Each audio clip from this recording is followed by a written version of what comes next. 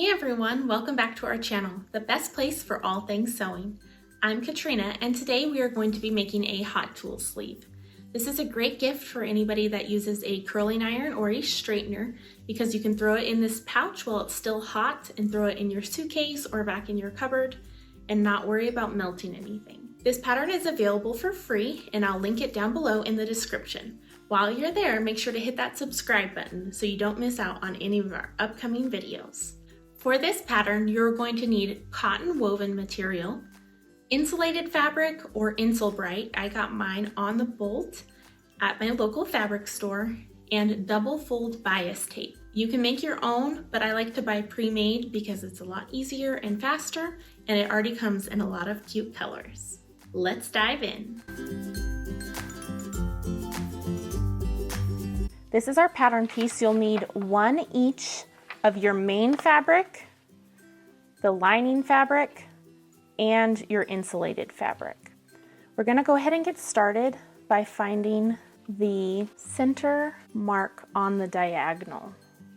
So we're gonna go take a ruler and find that center mark. I have mine marked already, but this is our center diagonal line. And we're gonna mark it with tailor's chalk or whatever you have. This is an erasable pen, and I'm just doing this because it shows up better for the camera. So we find our diagonal, and we're going to, every 1.5 inches, make a line, because we're going to quilt our fabric together. Go ahead and continue all the way to the edge on both sides, marking those 1.5 inches apart. All right, now that we have our lines starting with our center diagonal 1.5 inches apart all the way to the edge, we're going to do the same thing on the other diagonal. So we're going to go this way, 1.5 inches apart, going both sides to both edges. Now that we have our quilting lines all marked out, we are going to layer our fabric. So we're going to put our lining material right side down. Then we're going to do our insulated fabric right on top of that. And then last, we're going to put our main fabric right side up on top of the insulated fabric. So the insulated fabric will be sandwiched in between our main and our lining piece. Go ahead and clip or pin this together and go over to your machine, and we're going to straight stitch across, starting at the middle, and working our way to the outside edges, and then the same on the other diagonal. Start at the middle, work our way out to the edges. And make sure you're smoothing your fabric out each time so you don't get any ripples or bumps in here.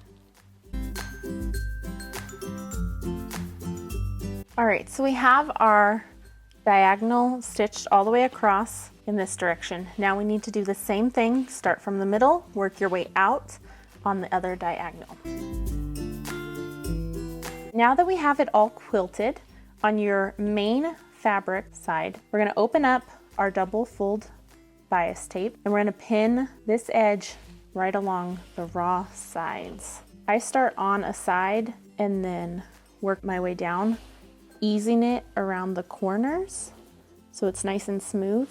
And then at the end, I will overlap and cut off the extra. I don't measure it out beforehand, so we're gonna go ahead and do that.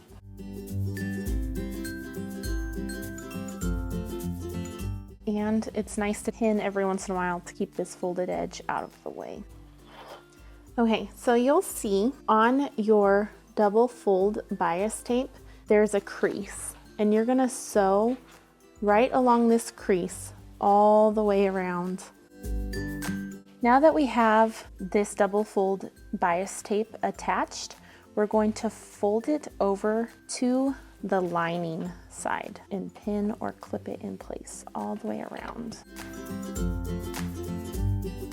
Okay, now that you have your binding tape clipped in place, you'll want to go over to your machine and as close to this edge as you can while still catching the binding tape or the bias tape in the back, and stitch in place all the way around.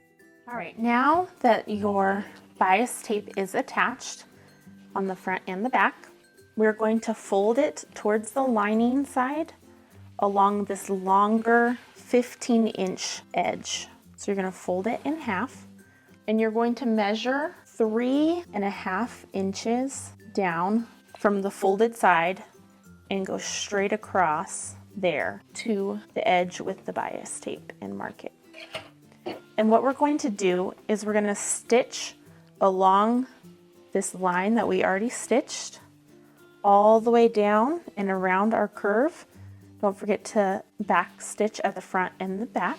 So clip that all together. And we're gonna leave this edge open so you have a place to stick your curling iron or your flat iron in. And after we get that all stitched right along this same line that we created, we're gonna do a second set of stitches, a second row of stitch from this mark 3.5 inches down towards the outside, 1/4 inch away from this first set of stitches. And that will complete our Hot Tool sleeve. Thank you so much for joining me in making this Hot Tool sleeve.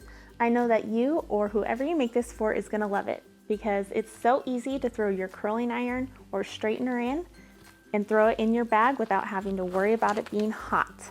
The possibilities with this are endless because you can mix up the colors and the prints, or even the top stitching. You can do a contrasting color to add a little bit of pop to that as well. Thank you so much for joining us, and we'll see you next time.